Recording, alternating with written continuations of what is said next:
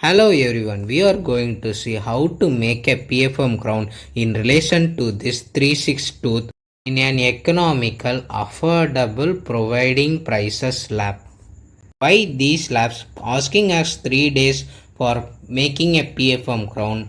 We can see a practical scenario how. And as an introduction, it is a vlog type video. It comes in a 3 part. Why they are asking 3 days, day 1, day 2, day 3. The first procedure is trimming out the cast.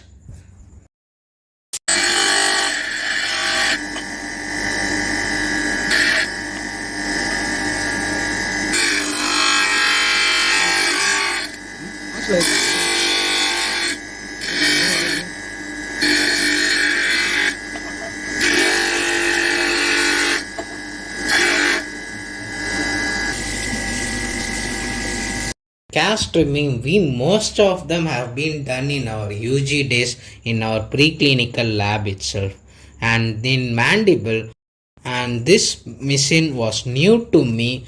It was for trimming the lingual region of the cast to make it as a base and for the lower mandibular cast, and what are the loopholes they are follow, how they are cutting down the cost and giving us two qualities, economic and premium.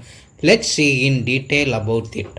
And personally, still day I don't have an idea how a PFN crown is made, and I can see many of my big shot dentists in nearby me have been starting a in-house lab in their clinic. I personally recommend our teaching system to impose more and more making PFM crown and delivering it to the patient by ourselves in UG days as a quota. And coming to the video, you can see the mandible will be trimmed and getting ready.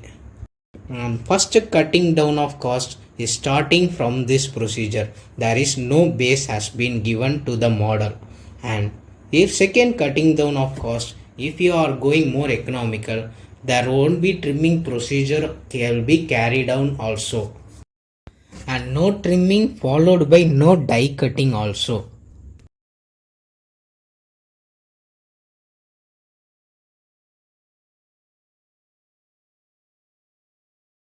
And the model trimming has been done, and you can see the model. I am going to hold the model now. The model is been completely trimmed down and base will be given if you are paying. In this case the base is not given, and the trimming procedure, why this the reason they are being carried out means to bring the model into perfect occlusion as in a replica of the patient mouth. You can see there is no interference, the cast will occlude in a proper position. It is a deep bite scenario patient case.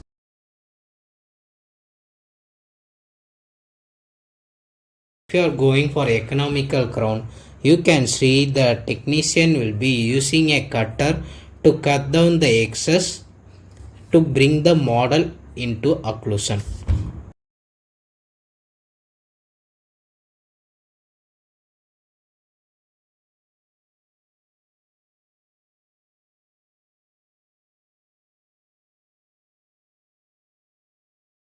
The second step in making a PFM crown is a margin preparation in the model.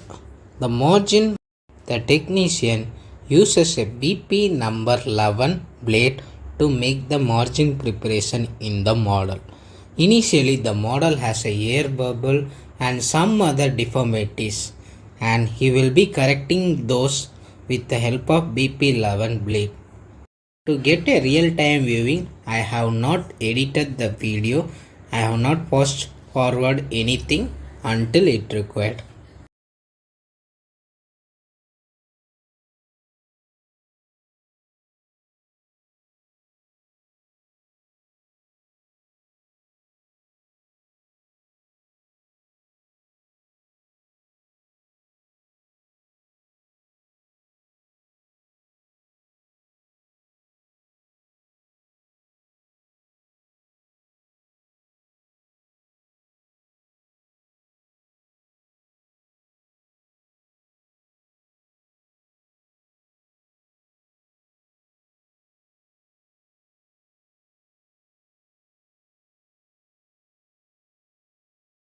and the margin preparation has been done by him, and I am showing you it how the margin has been prepared in the model.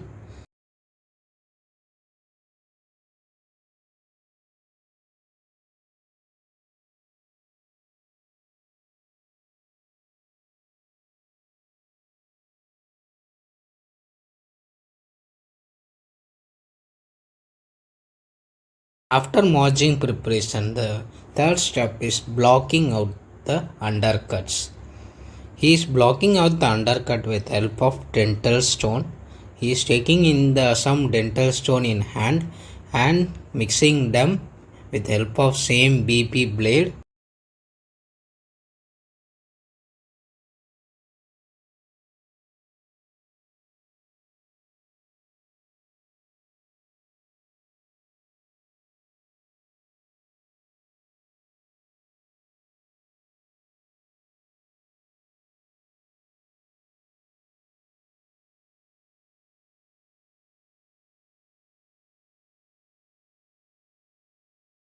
And now you can see the undercut, the porosity, any air bubbles present in the cast will be blocked out with help of this dental stone, because any porosity the cast will get broken while placing them in the high temperature furnace.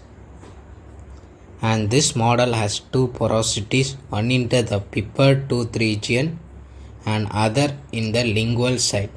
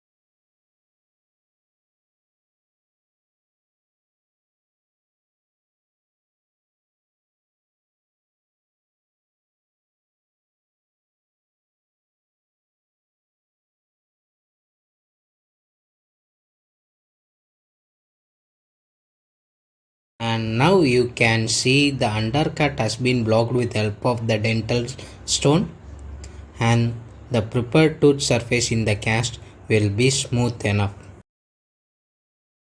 And the third step, the raw materials which you are may needed to make a pattern wax, and this is a die spacer, and the first one you have shown a die hardener. First thing, he is going to place the die spacer into the prepared tooth. This spacer is nothing but applying one layer to the prepared tooth in the cast, which is equivalent to 20 to 40 micron. This die spacer space is equivalent to the luting cement space in the crown.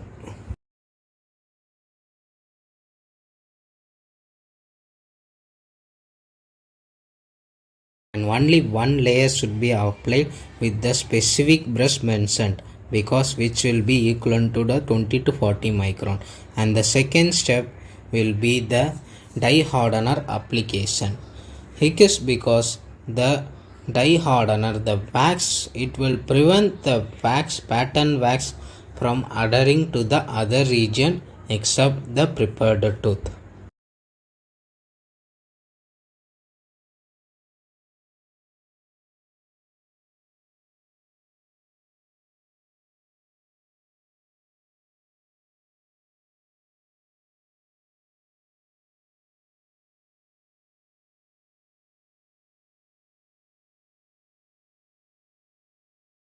And here comes the other cost cutting down loophole. They will use directly the die hardener. They won't use a die spacer to cut down the cost.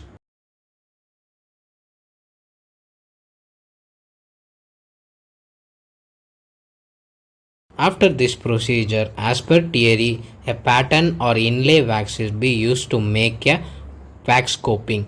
But commercially available name is called cervical or undercut wax. In the theory, they have mentioned inlay wax, but commercial providing name was cervical or undercut wax. Still, I am confused.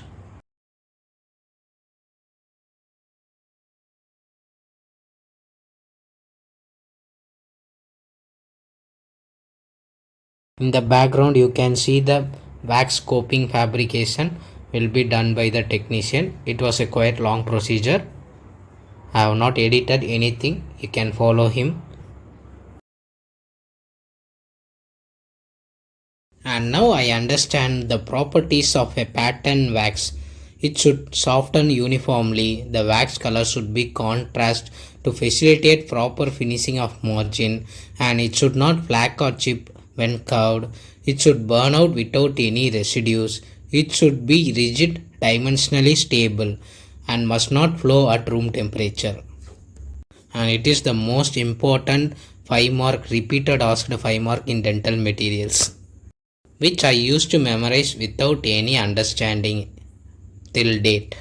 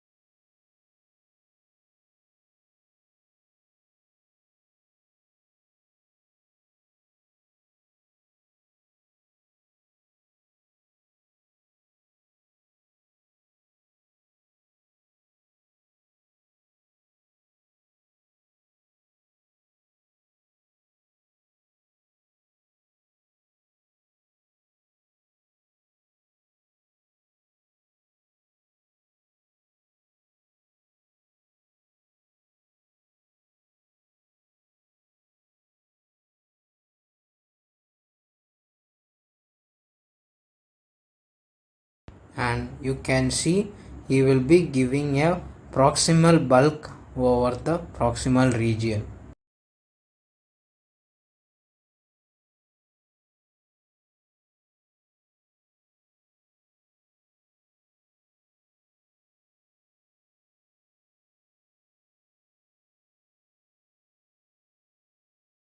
And this technician follows two waxes. The first one light blue was a thinner one and the dark blue was a thicker one. I will tell the reason once the wax coping procedure is completed. And the theory part, the instrument which is he is using the carrying out the wax is called PKT instrument.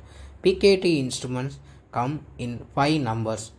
1 and 2 instrument is for wax adding, and the 3 instrument for burnishing, 4 and 5 for carving. And this is PKT 1 or 2 instrument. And then the technician actually doesn't know it. PKT 3 and 4 5 will be used only by the postgraduate exam going students. Practically, the technician will never use them.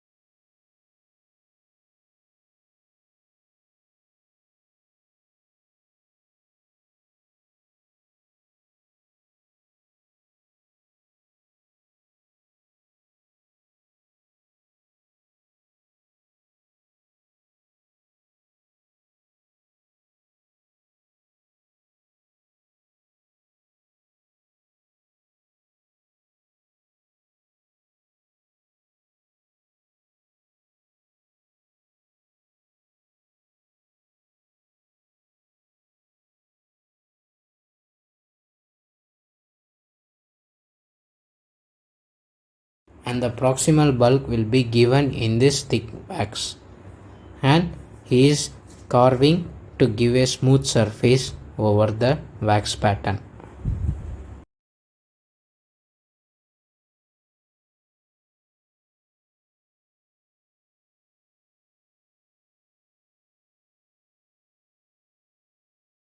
And this long thin yellow color wax is called sprue, and this is the most important in making the wax pattern fabrication. He is cutting down a small piece. As a MCQ, it should not be less than 2 mm and more than 6 mm. It should be attached to the non-functional cusp end, and the sprue has been attached and heat is applied over the sprue end to connect them firmly.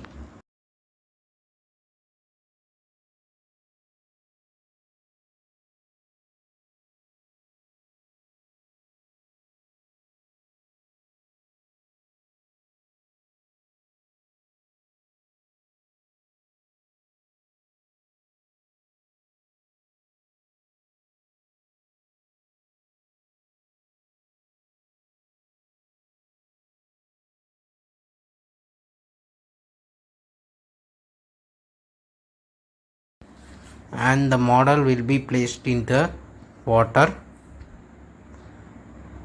Placing down the water will helps the sprue to get set, and he is going to take the wax pattern outside from the cast.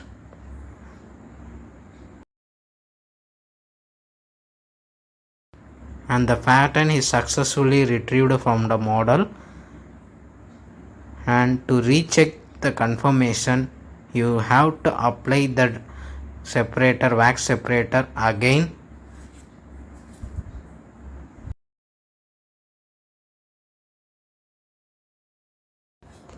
And wax separator should be applied initially before also, so only then the wax will be removed smoothly.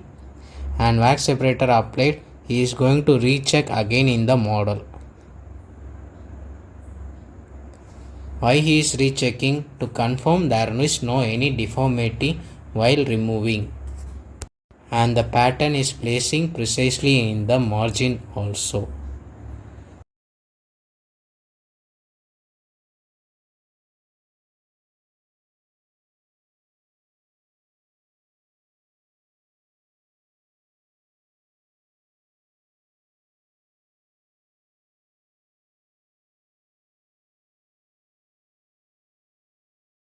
And why he has used two wax color, now you can understand it. You can see the margin is so precisely marked with help of light blue color wax.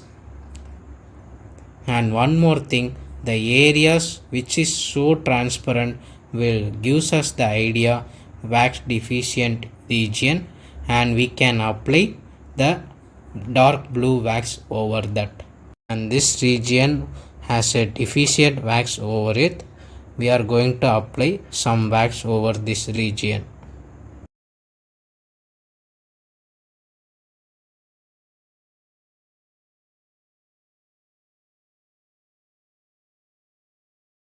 And now I am holding the wax coping pattern. You can see that the margin is so cleared, and in this position we have to check the thickness of the wax pattern with help of vernier caliper. It should not be more than 1 mm. As PFM CROWN, the metal should not exceed 1 mm. It should be checked on all the surfaces: buccal, lingual, mesial, distal. And next procedure is the spruing procedure, and the base is called crucible former. He is taking a modeling wax and placing some wax over the base.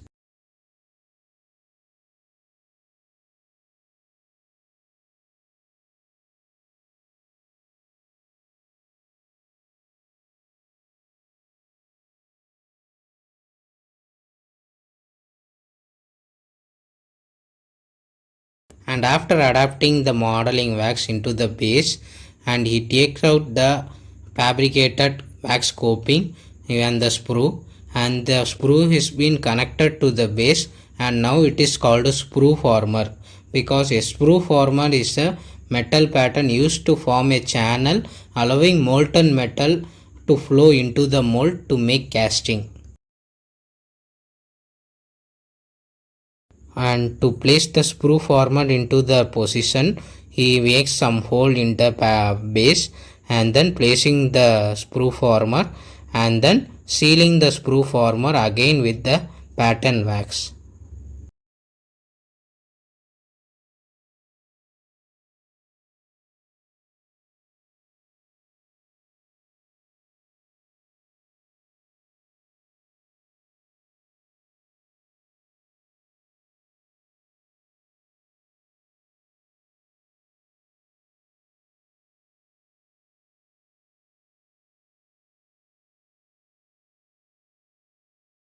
Now the sprue former has been attached to the crucible former, in which we have to going to place the casting ring. The casting ring will be reused again and again in the lab. He is taking the remnant investment material from it. And now he will position the casting ring. It should be in the center.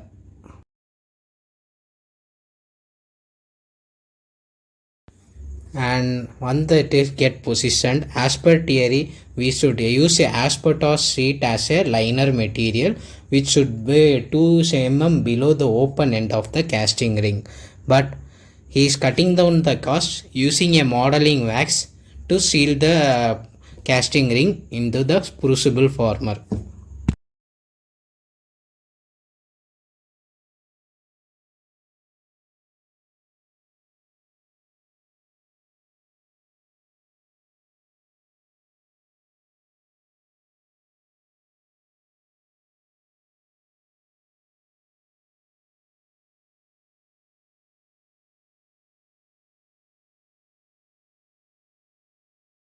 Now the casting ring has been positioned. The sprue former containing the coping wax should be in the center without touching the ring. It is a vibrator device, and we are going to place the investing material. We are going to start the investing procedure.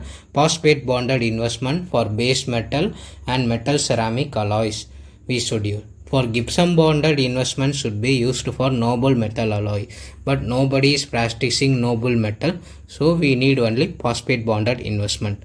Technician is following without any pre-measured cup and pre-measured criteria, is just mixing manually.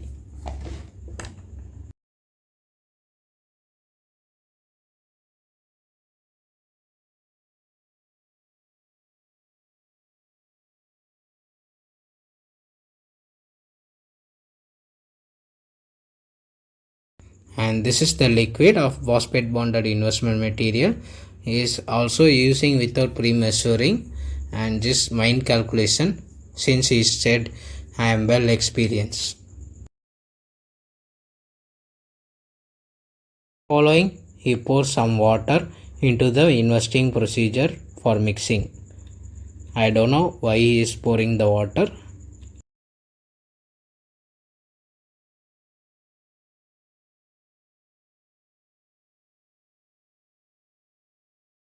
And the investing material has been mixed uniformly, and he is going to pour the investing material into the casting ring.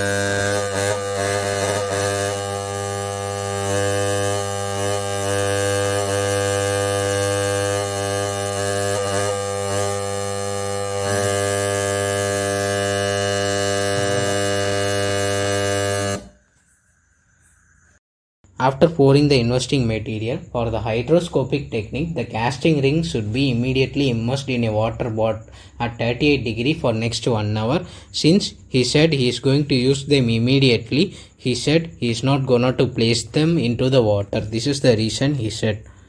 You can see the casting ring has been retrieved from the crucible former along with the wax pattern as sprue former, and he says that's the end of the day 1 procedure in the lab. Any one of the technician who works here will take care of wax pattern and investing procedure, and then the work will be transferred to the next technician team who works into the casting procedure section. We have seen single tooth fabrication. In case of missing tooth FPD, the pontic region will be fabricated like this. He take the modeling wax, heat them and gently place them into the missing tooth region as a pontic.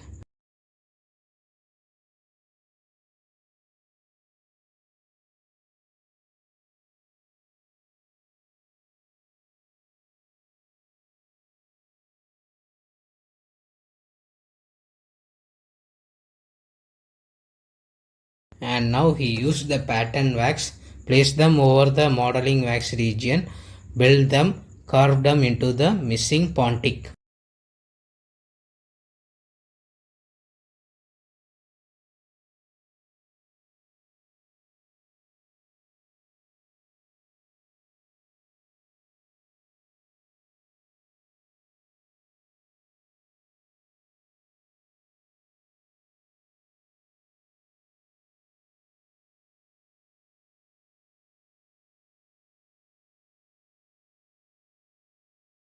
And thus the end of the day 1 procedure in the lab, and this is the part 1 end of the video. Part 2 is the day 2 video. Kindly do watch them, understand more accurately, practically.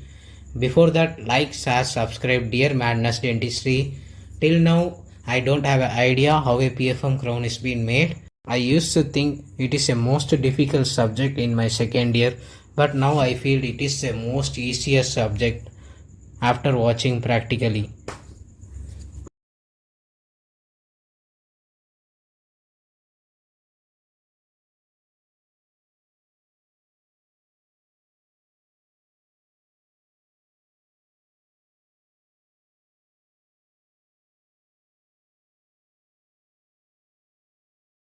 After fabrication, it will be placed into the water to get set the wax pattern, and then spruing procedure will be carried out.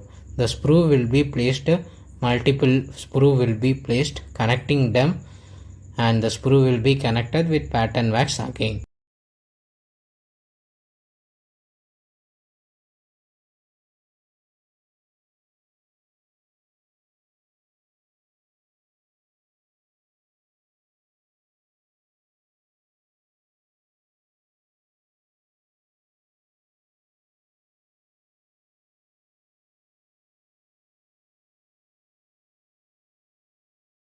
Now he removed them and please check them again and again for the fitting.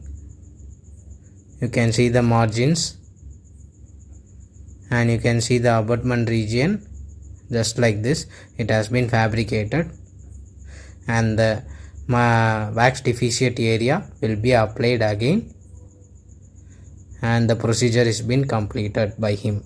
And now you understand why day 1 is only for wax pattern and investing, because multiple wax pattern will be fabricated and will be mounted into the crucible former and then invested.